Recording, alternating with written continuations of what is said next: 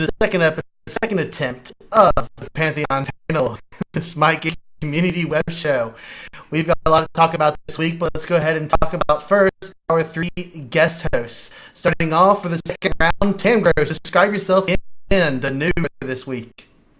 I'm an MMO gamer, at least in my competitive scene. I've been in part of a few top rating guilds and Rift and SWTOR. And then I play MOBAs. I play League of Legends, maybe 100 or so games, and then I played maybe 50 or so of some other ones like Dota and Tan. And I'm also part of, professionally, I'm a statistical, data-driven game industry, combat mechanics, economy side, kind of stuff. That's me. All right. Let's take a look here and go to our next person, which is Fixie. You get the Han boy. Hi, I'm Fixie, and I'm a MOBA veteran. Also the director of marketing for Shoutcast. I do a lot of casting. I do a lot of mobile playing. I'm absolutely in love still with Smite. And all I can do is think about playing the game. I'm having dreams about it.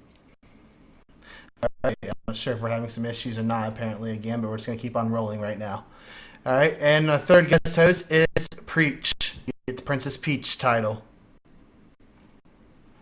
Yay, Princess Peach. I'm fairly new to PC gaming. I've only been playing PCs for a little over a year now, but I did a lot of time in Call of Duty 4 and, some person shooters. New to the MOBA scene, and I'm really loving Smite. Been playing since, the first little sneak peek that they gave us. All right. So, what we're going to talk about a bit this week here is we're going to look at some actually gaming experience and why should people probably play Smite. I actually want to talk about that and see why people should play Smite.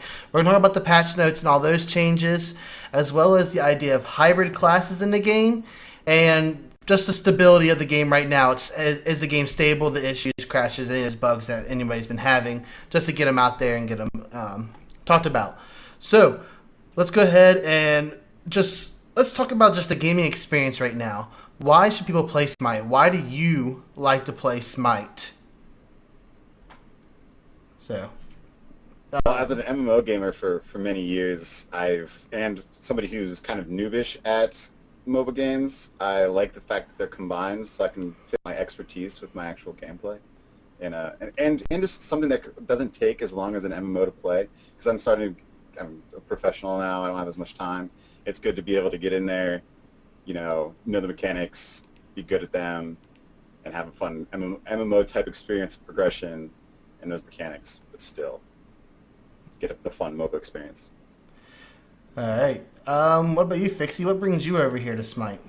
Why do you like it? The biggest thing for me was it was different. It was new. It was shiny. It was exciting. So I'm like, oh my god, I have to have it. So the first thing that happened was Hi-Rez is like, come over here, come to our office and come play it. I'm like, oh yes. But then I got married instead. It was the same day. So when the beta came out, when I finally got into beta, I started playing it, and it's just so deep. Everything is a skill shot.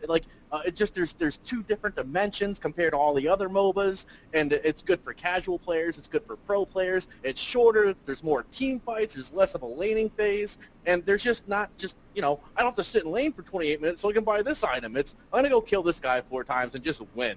You know what I mean? It's all about excitement. It just makes me want to play more and more and more, and I'm gonna do it. That's exactly what I'm gonna do. What about you, Preach? I love Smite because, I try to get into the isometric MOBAs, and, I find Smite is a bit user-friendly, but it's also got a lot for the more advanced people who are used to it for tactics, because I don't have to do all of that micro-management that I had to do in LOL. I don't have to click across the mini-map, while I'm sitting in a bush, invisible, doing 10 million things at one time. I can just go through, own people, and just have fun. Yeah.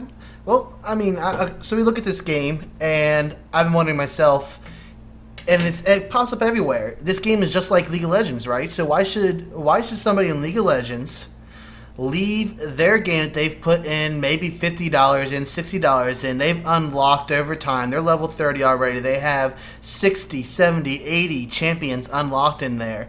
Thousands of games ranked with the 1700, 2000, 2500 elo, whatever they can get. Why should they move over to Smite? Why should they care? Pick me. I know. Well, Look. The cool thing about the big difference between Smite and other MOBAs is, one, you're in a third-person perspective.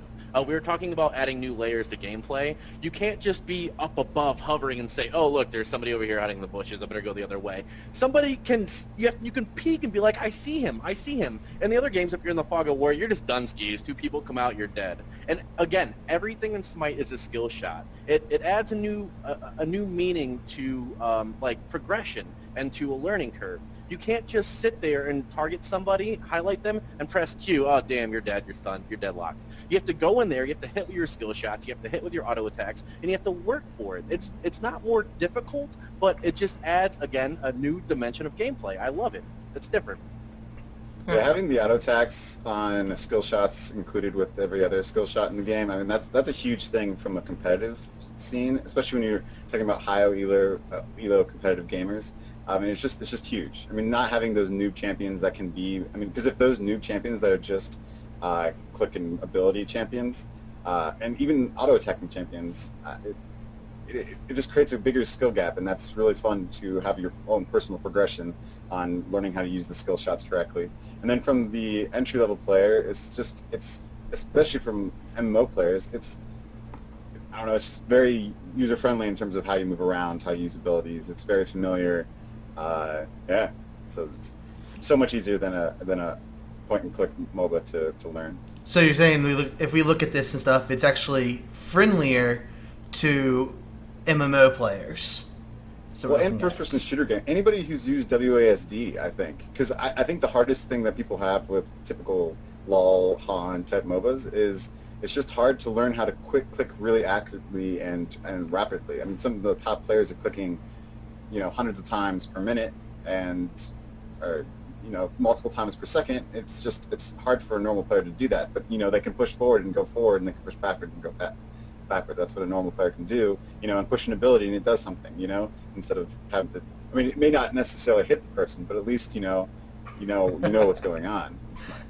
I have a lot of missed shots there going on. Stuff. All right. So, if an MMO player, we got these other games coming out right now featuring competitive PvP systems. Not going to mention the game, but it's coming out and it has auto tournaments they're putting in. They have you're automatically fully level. You just create your character, you create your class you want to play, and you can go in and set it up. Why should they care to move from that game and come play Smite if they can get all their instant PvP there? I think you're looking at, well, first of all, you're looking at two different genres here. One is actually what I would consider an MMO, and the other one is a MOBA. In an MMO, you're looking at more progression over time.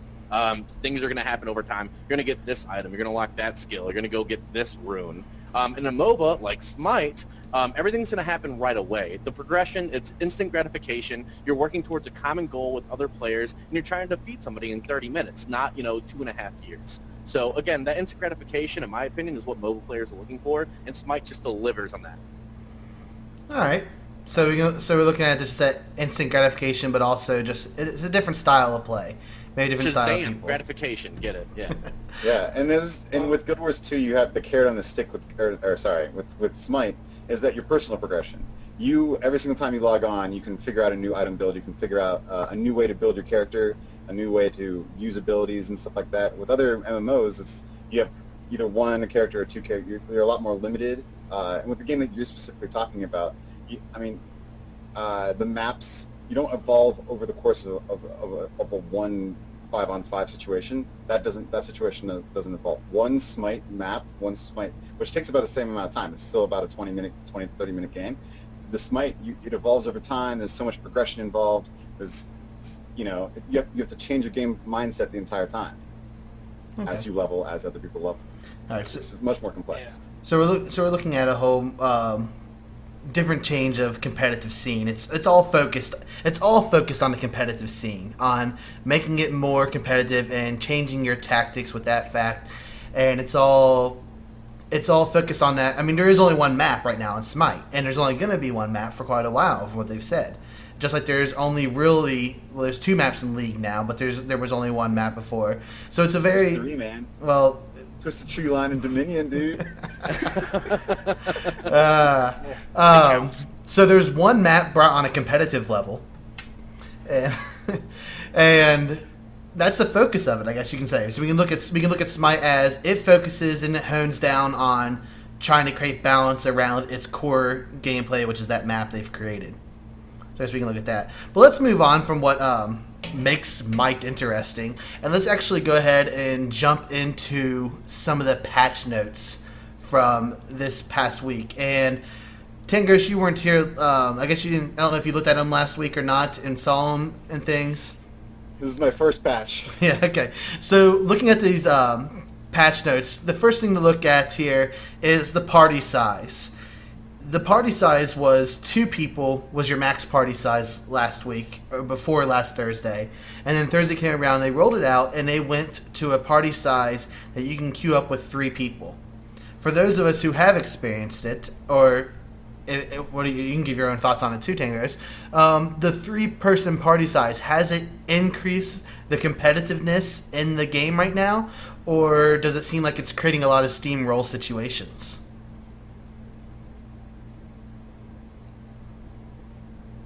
I don't know, that silence means I don't want to say because I like my 3-person steamroll situations, or what? Give me 5. I want 5. 3 is great. 2 is good. Give me 5. Look, I don't mind playing with with players that just aren't great. Not everybody can be great as a MOBA. But I mean, when somebody's not great and you're like, hey bro, can you please do this? It'll really help us win. And then you're just like, no, I'm going to go do this. It's, 29 minutes of the game, but if I go kill this creep over here, we'll probably win. Let me have my 5 players so that I can go in there and start beating on people like Prayer and those other guys. I just want to queue up with my buddies. Oh, wow. You know what I mean? I heart you, Prayer. But no, really, we want to see the competitive side of the game. We can't see the real competitive side of the game with only 3 people in a party. We need 5 so that we can see how tough this game is. But we're looking at right now we're looking at a 30-game average right now. So if you look at that 30-game average with 10 people in, so we're looking at 300 people on average are queued up to play matches, or are in-game to play matches. If you start doing these 5-man queues, not only are we going to probably see increased timers, they're going to have to put them against pugs, won't they, in order for us to get matches in? Otherwise, you're going to get 5-man queues with 15-minute queue timers going on here. So you're looking for us to make friends. Make friends. we have forums, we have Skype, we have each other. We have this panel. There's 60 people in chat right now. Go queue with friends, make some friends. You can be casual and you can be competitive, but you need to cater to the competitive side of every game. Without a competitive side of any MOBA, there is no game. There is no community. We have to feed it. We really do. Once you open up for 5-man teams, people are going to make 5-man teams. 3 just seems kind of incomplete, So like he's saying, when people see that they can find 4 other people and have that and be their entire team, you're going to get those people. They're going to queue up. You're going to see probably I would expect queues to rise just because there'd be more people in them. More people are queuing up as 5. I think you'd see more interest in the game just from even the people that are in high percentage of people in the beta are going to be able to play, especially now that they've given out 2 free keys per person. That's over half your team right there. Just find 2 more people. I think it would just explode. All right. Okay, well, Preach, you're down there. Let me ask you a question. Yeah. How often have you solo queued over the past 2 weeks? Barely any at all. It's just horrible solo queuing right now.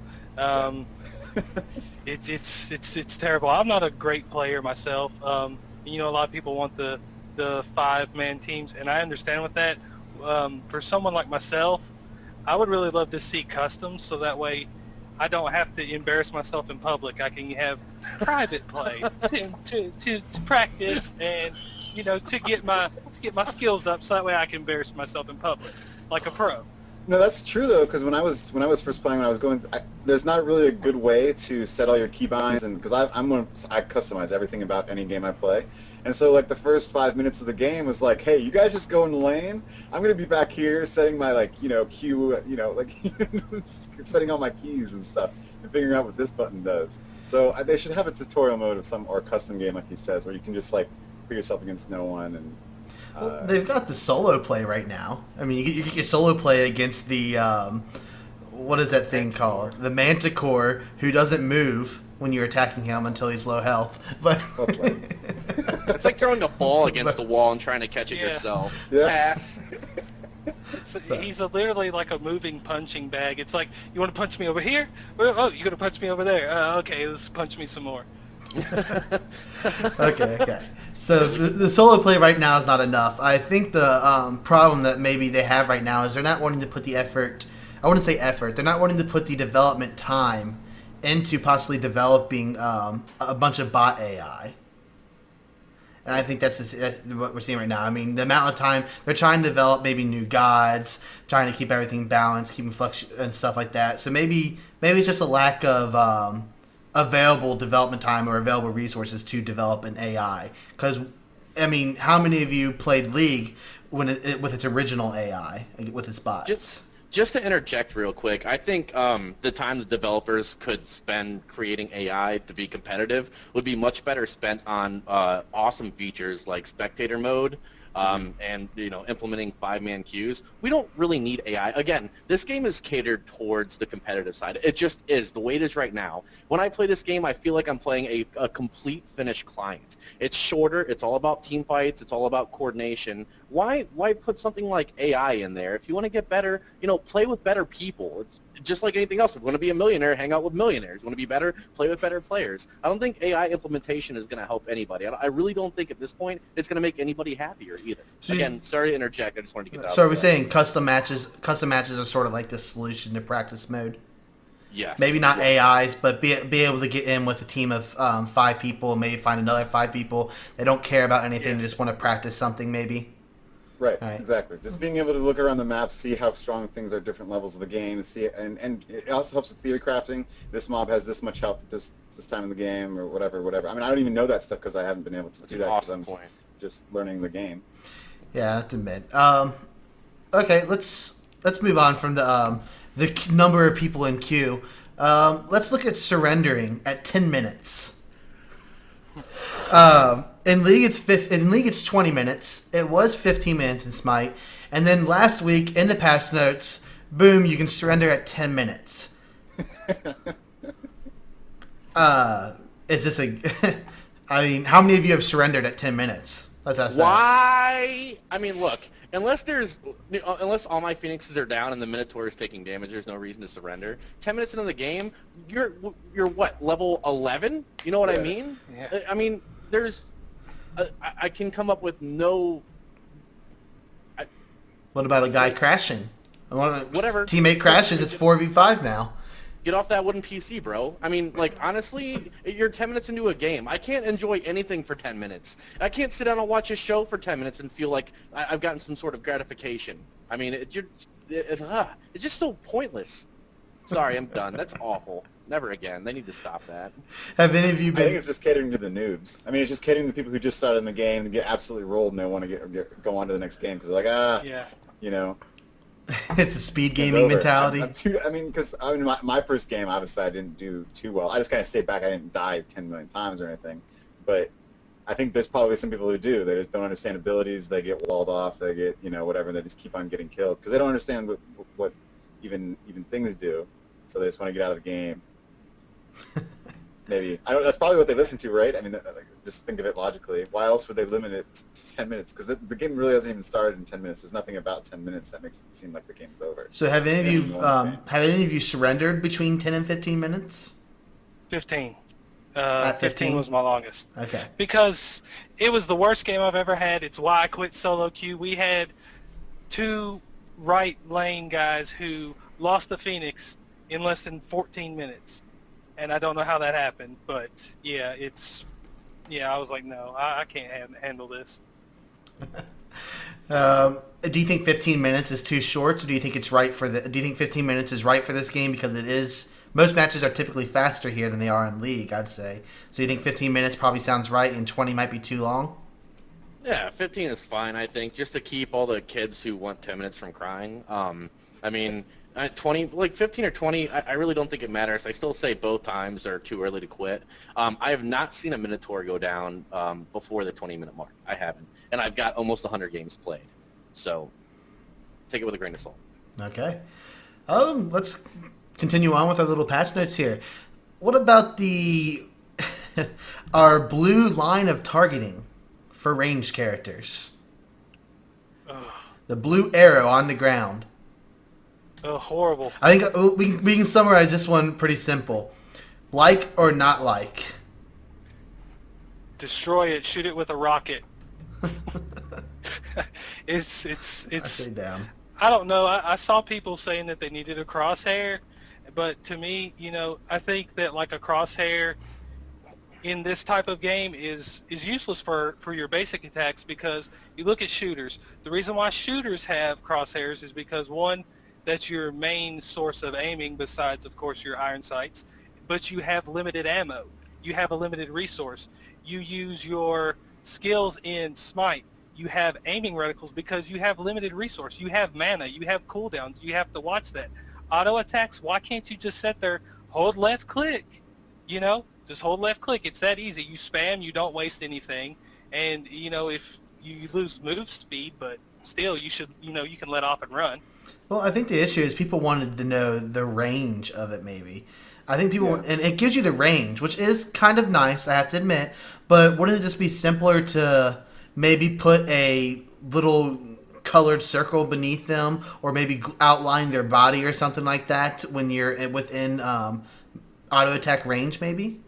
I don't think that would work with the third-person perspective that that the game is in. I think, look, I don't mind the line. I like the line, and I think it should be toggleable. And I think when retail comes, it will be toggleable. Yeah. Let it turn on, let it turn off. Me, I'll probably always use it. I mean, as your character gets faster, as you become stronger, that line, I think, is going to come into play. And also for people who've really never played a MOBA before, knowing the range of your auto attacks, that's going to help a lot.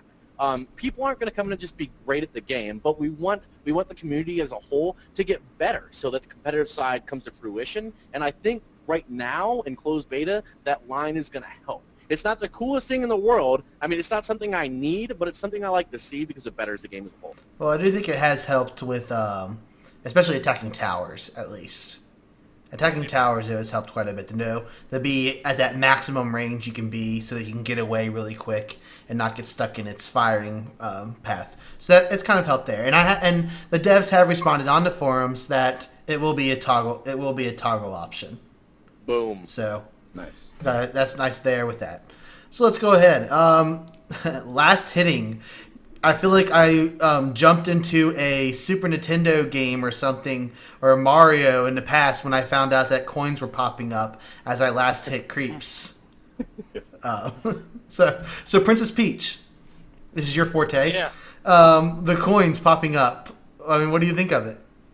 Love it. To me, that's just, it's nostalgia. It's nice. You get the little sound there, so if I keep hearing the clanging of coins, then I know there's money going into the bank. That's going to be my new item. Plus, it gives me more money for mushrooms. One up, bro. Does it sort of help? Does it help people actually try to go for the last hits a bit more now, or at least get recognition? Because we don't have a creep score, so we don't know what our creep score is right now. So does this kind of help to kind of give that feedback? Is it nice feedback in the game? I feel like you should need it. After you, Beard, I apologize. Just call me Beard. Yeah, I really like it. I mean, because I come from, I played a couple thousand games of MOBAs and other genres, and most of those are just all about the creep score. So, I mean, the first thing I did when I came into the game is just make sure I can last hit really well, and making sure I know that I last hit. It's just a huge thing, especially because you get gold even if just because you're nearby in this game. But to know the difference between just getting gold, being nearby, and actually getting the last hit, it's really important. Nice. Especially with a game like this where the laning phase is so short, you really need to do the best you can while you're in lane. So it helps, definitely. I like it. +1, sir. All right. Yeah. So far, Hi-Rez seems to be doing good with us. Just to get us our 5 main queues. The skill tooltips finally appeared. You put your cursor over top of the skill, and the tooltip finally appears. I think we can all basically agree that is a good thing. Really nothing bad to say about that. Not that many people use their cursor while they're playing the game, but it's an available option now at least. The UI bar at the top. This is a temporary bar, what they said. It's located at the top, has your skills on it. Not your skills, it has the items that you've purchased and some temporary stats they have up there. They said it's a temporary UI feature that I guess they're going to design one that looks prettier, maybe. I'm guessing is what it is, more fanciful. But do you think it needs works? Do you think it needs more type of data? Do you even look at it? Who cares? I press P. I'm good with that. Yeah. You press P, it shows everything. It's nice to have it up there, so if, like, somebody you're laying with is like, hey, bro, what's your armor? You can just look instead of pressing P, be like, oh, it's 87. But I can go back to base before I buy, press P, decide what I want to buy, and be good with it. Nito, you just put something on the screen. I don't need it. I don't care. I feel like we see it in League and Dota 2 and stuff like that because the consumable items or the items that have an active on it are in there, and they're grouped with the same items. So you can look at it real quick and go, oh, it's number 4 or it's number 5 on my keyboard to push to activate them. Whereas in this game, the consumables have their own slot and abilities have their own slots, and they have their own keys already designated to them all the time for you. So I don't personally look at it. I didn't even notice it was there for the first couple of matches that they put it in until I finally remembered it and looked up at it, saw it there, and I still don't look at it at all. So maybe it will be helpful for replays, going back and looking at how you're doing, but maybe they need more. Do you all think they need to add in creep score and tower takedowns to this game so we can actually see some more useful stats? Takedowns, who cares? As long as the gold's there. But CS, I mean, when you're, especially for me, when I start broadcasting and casting games, I need to know how person A is doing against person B in mid lane. Like, that's so important. I mean, casting right now, like, oh, and he just killed another creep. I don't know what he's doing. I have no idea. I mean, until they start implementing that stuff, I mean, they can't even start thinking about a spectator mode anyway, so it's something they really need to start. Yeah, creep score has got to be somewhere in the background, I would think already. It's going to be the easiest thing to code ever. I mean, if it's not in there, it's going to be a very big problem for spectator mode. That's for sure. It has to be in for spectator mode. So I'm not sure what to do on that. As far as towers go, I would like to see towers.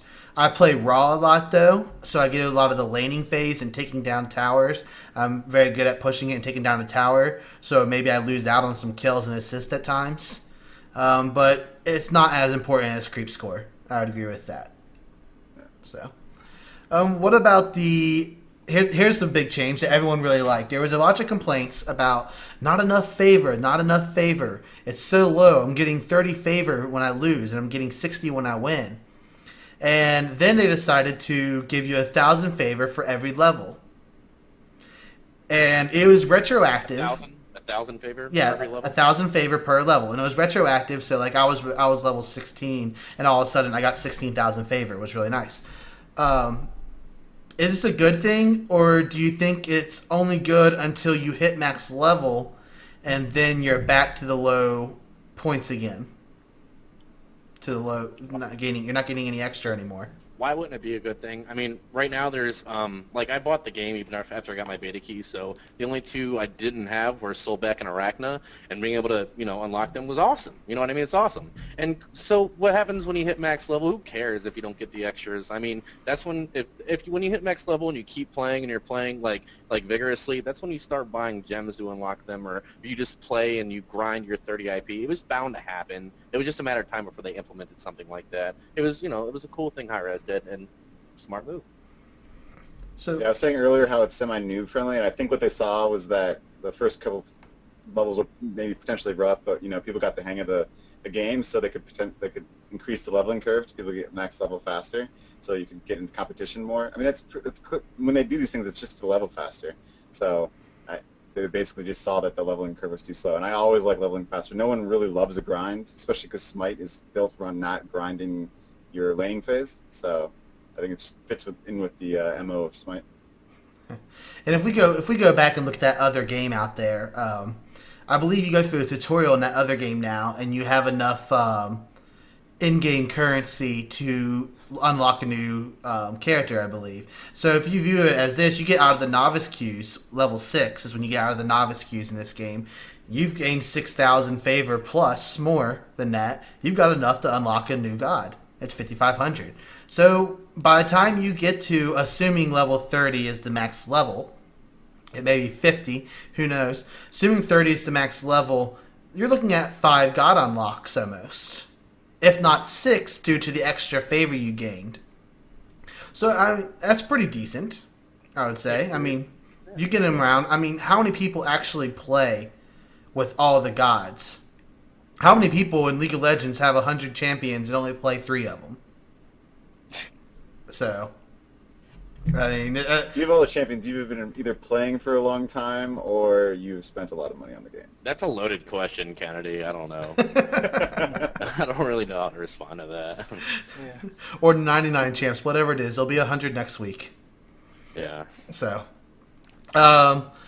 jungling, swapping health and defense camps. So they had the original design where on the right side was the health camp down below with the and the was it defense? Was defense on the other side? No, the health camp that was down below, and then on the left side you had the blue mana camp.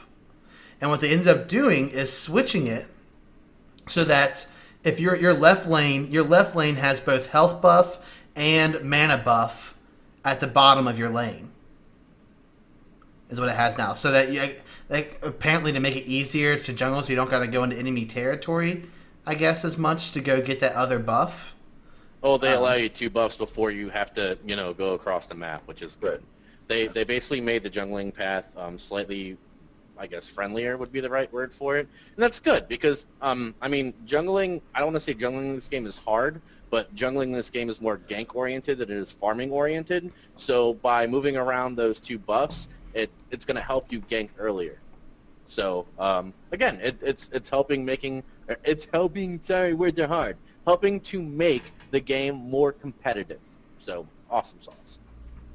Okay. I think it also makes counter ganking at early levels more exciting because you know where they're going to start out usually. Most jungle paths are going to start there, so most early fights would start there potentially.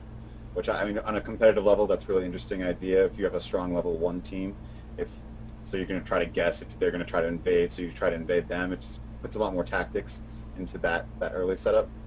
Yeah, I've seen that actually. I went playing a match today. It was actually pretty cool. The person went up and I guess was doing a lot of anti-jungling. Went up there and we killed the person before the creeps even started coming because they were trying to get the health buff and kill them. So yeah, it works very well for that fact. I mean, and I've seen some people go up and get double kills before the creeps have even started coming. So it's very interesting. I'm not sure how much more the jungle is going to change. Do you see any more changes possibly coming to the jungle? They're going to add another big monster, I think, the Kraken. They're going to add the Kraken? Yeah, the Kraken. The big snake thing and the pond. Where are they going to add them? Right where it's at.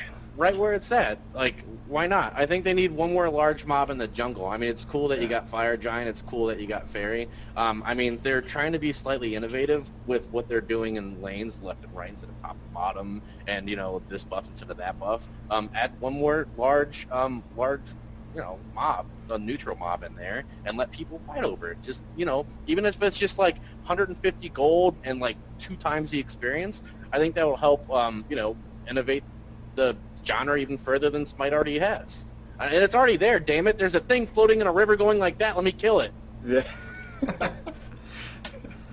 Well, it's not a squid, it's a Kraken. This game doesn't have like a river. Like I was thinking that if the game had like a river like it does in League or in other stuff, it'd be kind of cool to see like a I want a mobile Kraken that it swims underneath the ground in the river, going back and forth, and then comes up occasionally and it can pop out to fight and stuff. Mind blown. Going through travel through the middle lane. Yeah, you could ward the river so you could find out where Yeah, it would be, and then you. Yeah. Yeah. That'd be awesome. A moving, I'm down. Let's a do it. moving jungle camp. I'll write the letter. Everybody sign it. We'll send it to Hi-Rez Studios. We've got. All right.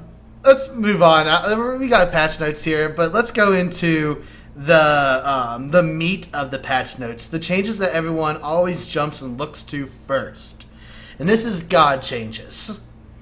And the theme for last week's patch notes was physical damage gods.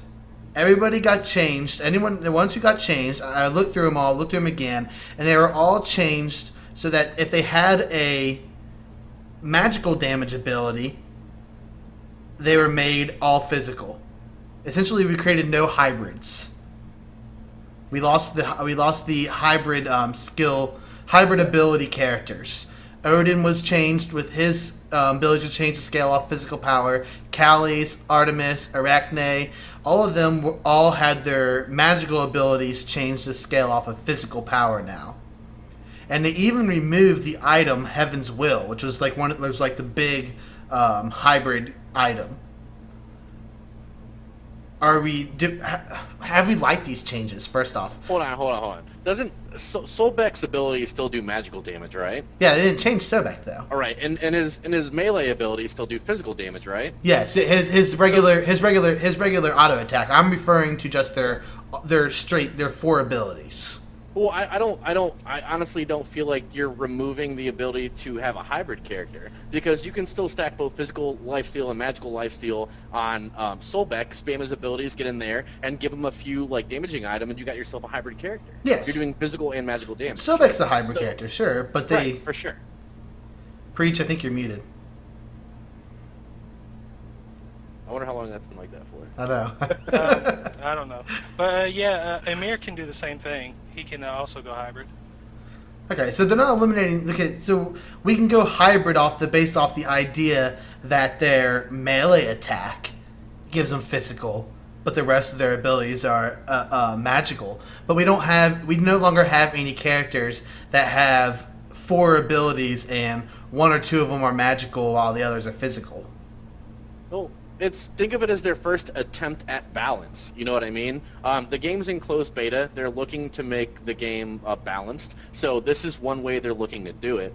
Just because they made these changes doesn't mean it's going to stay that way. One thing Hi-Rez is really good at is listening to the community.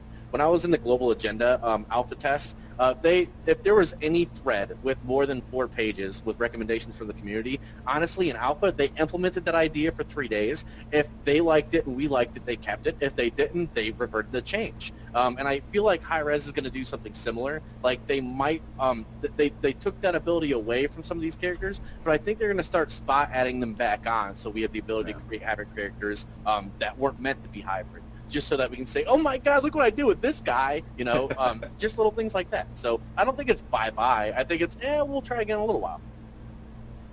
All right, so looking at possibly just some changes seen out here. Now, who knows? Patch notes for last Thursday could pop up tomorrow, and all of a sudden they've started changing characters to have more hybrid abilities again. What about Heaven's Will, though? Heaven's Will was removed, an item that gave you both physical damage and magical damage. Was that an overpowered item, or did they remove it because right now they don't have really many gods that can apply for it, and it was maybe just not needed right now? Was it a balance issue or not needed? I think it was just for consistency. What do you mean? Well, I mean, if they're gonna, make it to where characters have no more hybrid, abilities. Some had magic, some had physical. I guess, they figured, well, if we're taking it out, they're not going to scale anymore, and so they just took it out. I mean, I'm not sure. It just seems like a consistency thing to me. Even though, I like the item, I could still use it. I wish it was back myself. Yeah, I was looking at wanting it. I was thinking about it today. I was like, I play Sobek AD largely, and I was thinking that Heaven's Will item actually probably would have been useful to put onto him to give me a little bit more magic damage or magical power, so my heal happens more, and then my physical attacks deal some more attack damage. I don't know, but so it's removed. Maybe it'll come back, maybe it won't. Have any of these characters have changed? Arachne, Artemis, Kali, or Odin, have any of them becoming all physical power characters now? Have any of them become overpowered? Do you think they should go back to what they were? I don't think so. Like, I mean, the only nerf really that happened in this patch that I consider a nerf is the fact that Artemis's stun only stuns once, and I feel like she's, I don't want to say underpowered, but she's not super strong how it is. I mean, so I just would have left her the way she was. I mean, everything else they changed, the physical and the magical. Like, I don't think it's going to change a whole lot in terms of team compositions. Just maybe how individual gods are being built. But I don't think they should have messed with that all view as a pool. Okay. Disappointed. So what about, let's move on. So balance is pretty, let's actually say that. The game balance right now, let's rate balance on a simple 1 to 5 scale, or 0 to 5 scale. How much balance do you think currently exists in the game, Tamgos? From your few games you've played. I am way too new to be able to say if there's balance. I've only played about 10 games now. I mean, it's just not. Players' ability, like skill, is way trumpet. I mean, so that's a good thing. The fact that I can't tell at all who's overpowered, just because it's clear that some people are just better at the game than other people. But at least you admit that. At least you admit that, other than being a novice player who came into the game and the first person who kills them, they cry OP. I mean, we got at least that. I've died and I just didn't know what was happening. It's not necessarily because they ability. Like, I got flung backwards and then I was trapped and then I was dead. I didn't see a thing. What do you think, Preach? I'm not like an expert on this or anything, but I would rate it, fairly well balanced, somewhere probably about a 3 and a 4, 3.5, something like that. It's pretty good. I mean, there are a few tweaks, like like Fixie said, there's not been really any nerfs. I mean, people say they nerfed Artemis, but they didn't really nerf her. They fixed her because that board pinballing was crazy. I don't know. It's pretty good. There's just a few issues. Like, I think Artemis still needs a little bit of toning down. She needs a fix. They need to fix the trap. They need an activation time on it. But other than that, it's pretty good. All right, Fixie. I reserve judgment really until we see 5-man queues and we see different lane compositions and stuff like that. It's really hard to tell like who's OP. Like when we 3-man queue and we have AK mid and me and a buddy are playing Solbeck Anubis right side. Look, the game's over. The game's over. Anubis and Solbeck are going to get 8 kills. Yeah, it's just that's ridiculous. Range, yeah. I mean, it's an awesome combo, but like it can be countered, no problem. You can counter it with like 6 different gods right now, but you can't counter pick for gods, so you don't know how hard it is to counter or who you can counter with or how to build the counter. So until we get the 5-man queues, the spectator mode, and the draft picks and the normal picks, and you can see the other picks, like there's no way to tell if it's in balance or not. I think the biggest mistake Hi-Rez could make before launching this game is to not release those different game modes and to not release like spectator mode, and then we just need to be able to see what works and what doesn't work before retail. Yeah, and I'd say it probably the we don't know right now. Is it player ability? Is it item builds? Is it items, or is it the character at this point in time? Whether what's balanced or not balanced. There's only little things. Like I still believe, I play Sobek all the time. I don't believe he should be able to do his grab through minions. I mean, that's my personal opinion. Some people don't mind it or whatever. But so there's little things that we can look at. Statistical. I guess Hi-Rez is probably in the background creating all these statistics for us. And they're back there. They've probably got charts and boards they've put up and said that 90% of the people who use this ability get a successful kill. I don't know. So who knows if they got I can't get over the fact that you guys think Artemis is overpowered. That just blows my mind. Like, mind blown. I was actually going to say something about that. I really like the way that they did range because it's all skill shot. I mean, you can be a melee character and easily lane against Artemis because you just stand behind the creep line. Yeah. That's no problem whatsoever. I mean, I had no problem laning against Artemis even as a melee character. Well, her boar right now is fine. Her boar's fine now. Originally, it could double stun you.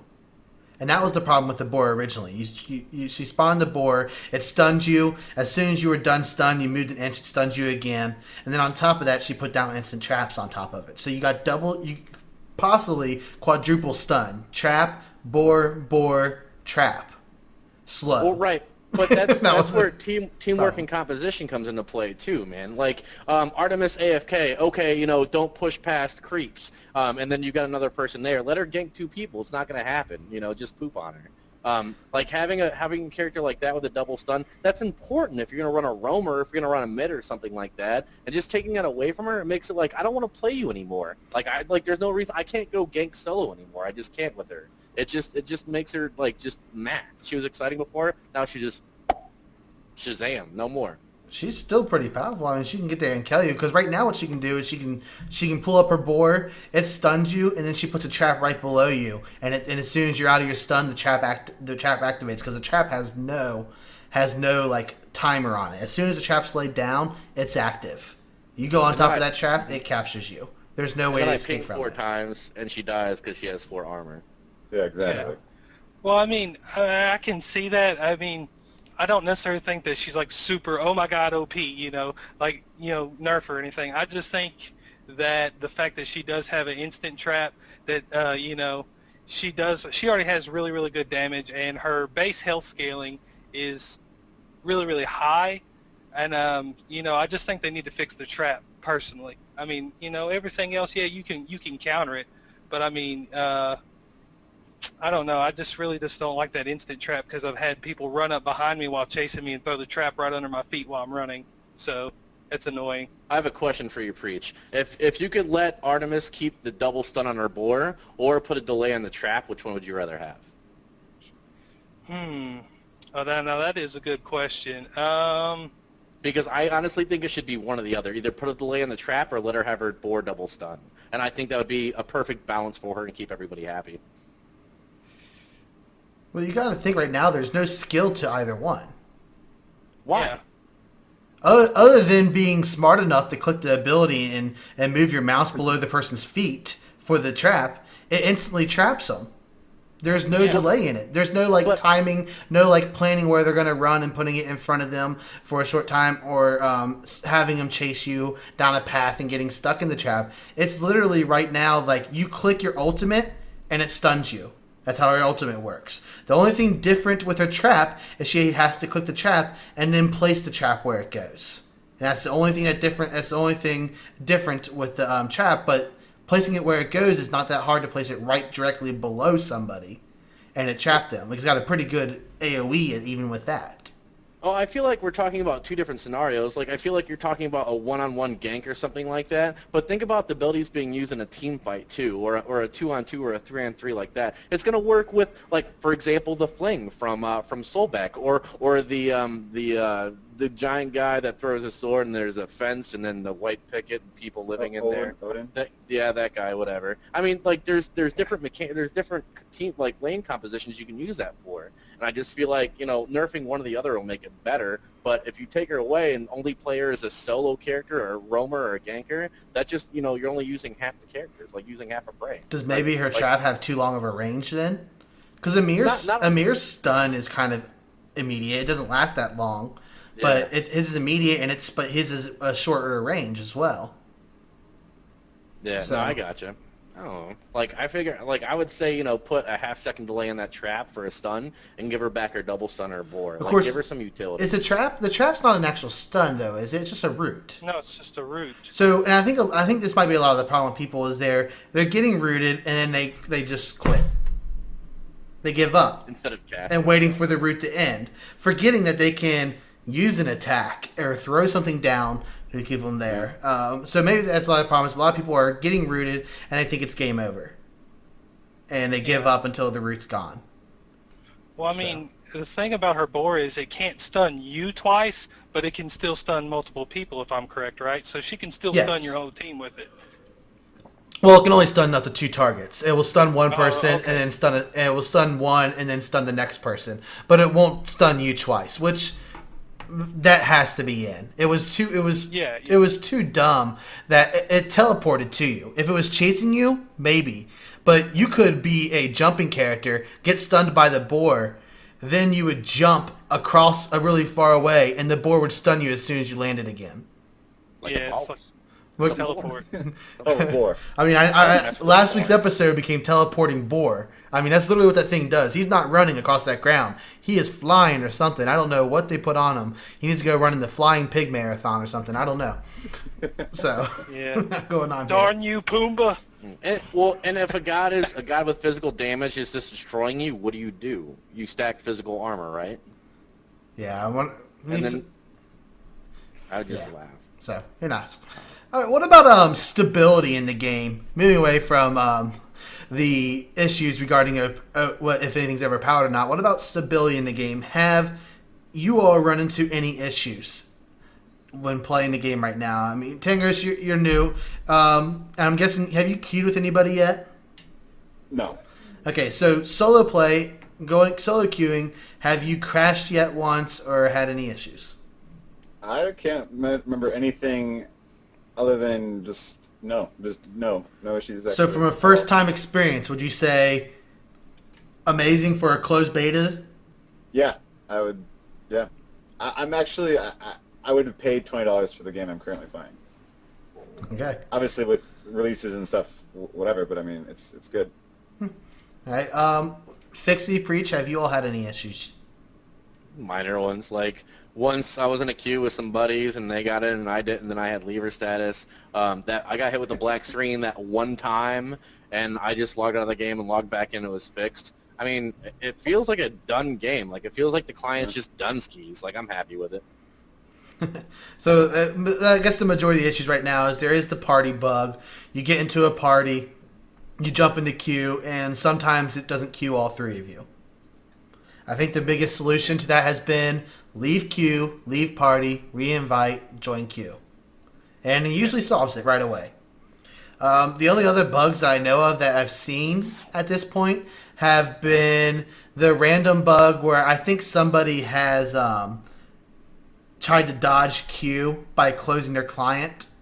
And what it ends up doing is it makes it look like someone on your team gets two people on your team get the same character, and then it closes you out and throws you out real quick. Yeah, I've seen that. So, I think noticing it's either somebody's crashing or closing out their program. I know there has been a couple of crashes, but they've already were smart enough to implement a whole you crash, you join back in, you get back into the game. And that would have been horrendous without it, and they were smart enough to put that in right away. So that's nice. So the only other bug, I'm not sure if it still exists, as I have not seen it, is the invisibility bug.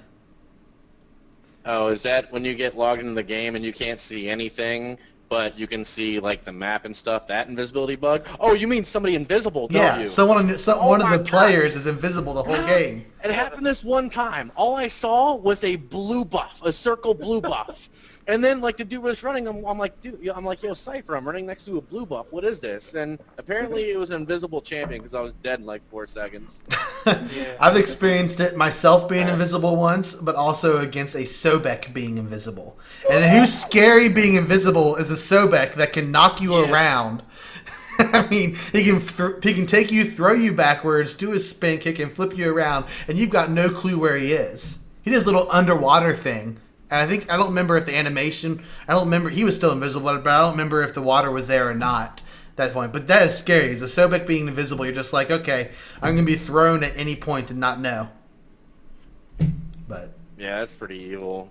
That's nightmarish. I wouldn't sleep for a week if there was an invisible Soulbeck. It's not fun.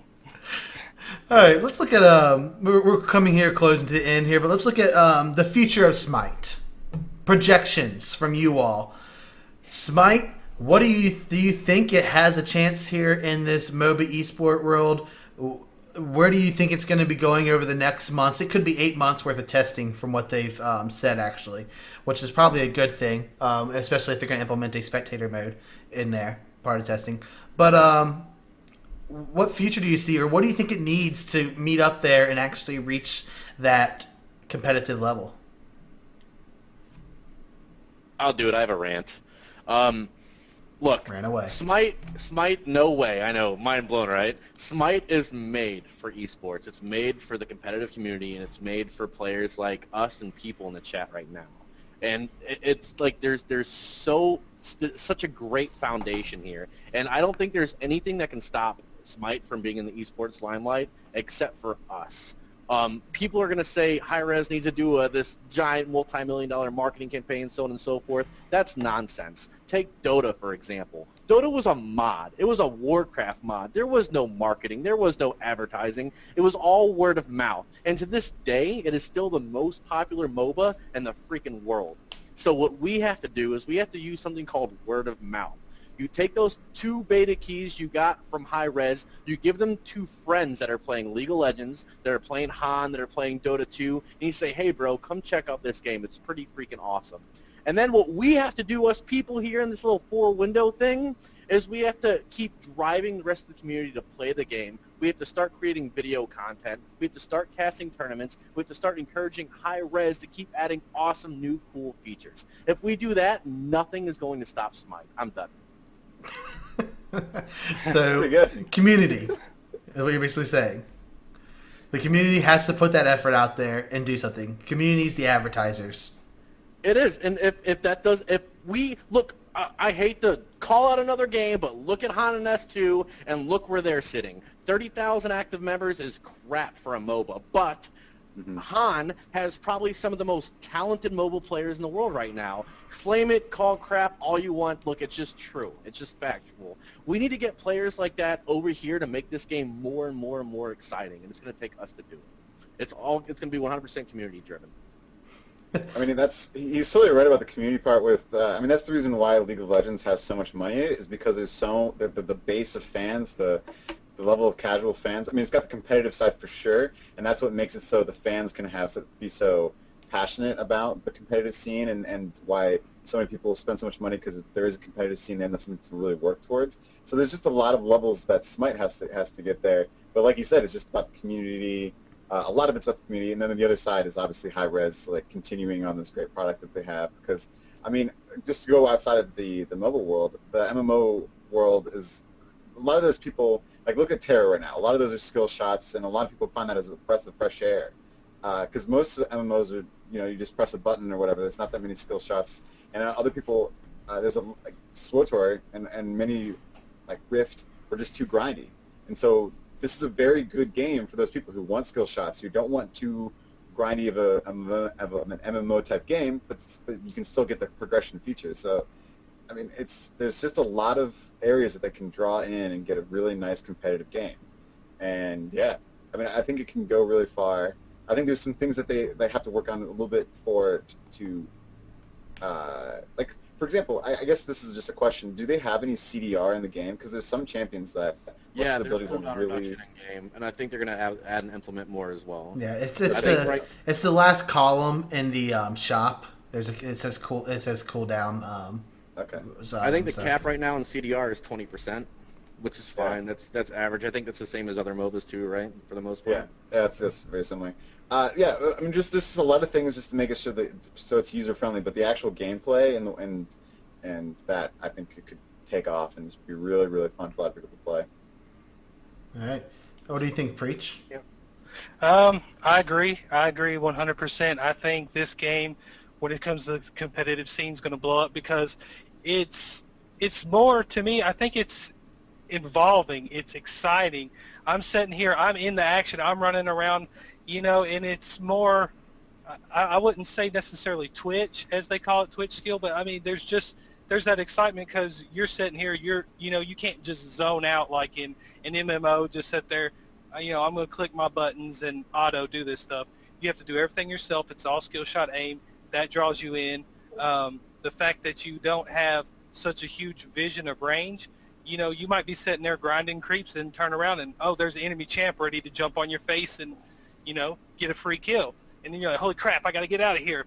I really think that they're making it so fun that good players are going to come in here and, like was mentioned in the chat, good players like playing against other good players. They really like to, I don't know. I mean, I just really think that they need to keep it fun. Yeah, and I'd say I think that one thing that I think Smite has going for it above the others, above League of Legends, Han, Dota 2, and all that, is that I feel like it's more accessible to other types of players. It's gonna draw in some people from League of Legends. It's gonna draw people from Han. It's gonna draw people from Dota 2. Those people who already are interested in the MOBA field. But there are so many MMORPG players out there who may have liked the idea of those games but hated the viewpoint. And now they've brought in the viewpoint. There's a lot of MMORPG players out there who are tired of grinding in order to have their competitive PvP with their guild. They might see this game and go, "Hey, here's the game that we try to go in every single time. I don't gotta play for 40 hours a week to get to 50 and then have to grind more gear. I'm just playing the game right away." So they might see that. And I even think it even goes into bringing in FPS players or third-person shooter players, and it brings them into a sense like, hey, they're enjoying their shooters. They've kind of liked these other games that they've looked at, but they weren't so much into them because they had to tab to a target and it clicked an ability and it got used. Now they're actually firing off their ability. The skill shot aspect is bringing them in possibly. So it might draw in some of them. I'm not saying it's going to draw in like a huge amount of FPS players. Not Call of Duty aren't going to all of a sudden want to come over here and start playing this game because it's not providing them their instant gratification of 5-minute matches where somebody goes 40 kills in one with their helicopter. Yeah. Oh my God, kill spree. So, but I think we got that. So, looks like we got a bright future. As you said, community I think is going to be the big point here, and for community there to be able to be the big point here, Hi-Rez has to give us some tools. And the biggest tool that needs to come out, the biggest three tools that probably need to come out, actually thinking about this, is spectator mode, 5-man queues, and definitely custom matches. Huzzah. Those three things come out, and then you can start seeing groups of people organizing tournaments, organizing matches that are going to be live casted and stuff out to people, and we can start seeing a change in the game. Or a advertisement in the game, in a sense, through the players. Well said, JFK. So that's about it. Real quick, Tamgross, where can we find you? Where can they find you if they want to? At Tamgross, just as it's, well, Tamgar. Sorry, I was writing in the chat. Tamgros. It's my handle. It's at Tamgross on Twitter. So one thing I forgot to mention in my beginning thing is I actually do have some professional experience. I helped put together Monomatic Esports. They got fourth at IPL4 in League of Legends. So I do have some professional experience with that. Okay. Yeah. So I'm not totally just a noob. As a player, I'm kind of a noob, but on the professional side of things, I do have some knowledge. And one of the things that's drawn me to Smite is the accessibility across people. All right, Fixie. Twitter at FixieSLN, in-game at FixieSLN, Skype FixieSLN, Twitch.tv/FixieSLN. Are you starting to see a trend here? So Fixie SLN. Fixie SLN, just the opposite of Breaky CPK. See what I did there? Look, guys, be nice to players, help players. Let's get this community going. Smite's got a long way to go. Let's all be a huggable family and enjoy life. All right, that's my next message. Next time, I'm just going to go into the game and say, hug and win. Hug and win. Give a hug. You won't do it. Save a life. You won't do it. Record it. You won't do it. All right, and preach. I don't really do any streaming or anything. I just troll the forums and try to keep things in line. Just look on the forums for me. I do go into C3 when it's not crashing my internet, that is. Recent update ruined that for me. But anyways, yeah, guys, just keep everything respectful. I mean, it's cool that we can have disagreements. No one's going to think about everything the same, but we just need to try to talk things out, analyze the situations, and just act like adults. Even if you're not an adult, just try to act like, just don't be flaming people and calling them names for, just because, oh my God, they don't agree with me. I mean, seriously, people. What would Team Longcat do? Just ask yourself that every time. All right, and you can, all my information is right there on the screen. You can follow me at Twitter at jkkennedy26, or head on over to my website, justingaming.com, and it has all the links for everything on there, YouTube, Tumblr, all that good stuff's on there. And hopefully the show will be on within the next 2 or 3 hours onto YouTube, depending on how Twitch decides to be tonight, because I did not get to record it locally because it was apparently causing issues. So, that's about it. Any last words? Love, peace, and chicken grease. Shazam. All right, I'm hungry now. Okay. So, you all have a good day. Thank you for those of you who came to watch us.